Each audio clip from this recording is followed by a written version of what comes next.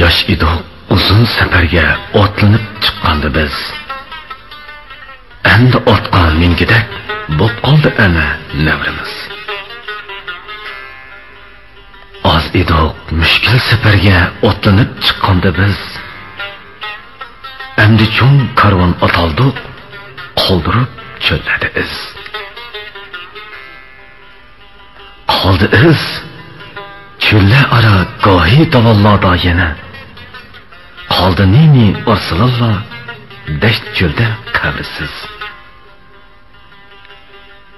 Qavrisiz qoldi demang, yulg'un qizargan dalada. Gul chechakka purkunur, tongna bahorda qavrimiz. Qoldi manzil, qoldi iz, qoldi uzoqda hammasi. Chiqsa bo'ron ko'zi qumla, ham ko'milmas izimiz. To'xtamas karvon yo'liydin, gerçi atla bek oruq. Topqisi ish bo'lmasa, bu isni bir kun navrimiz yo avrimiz.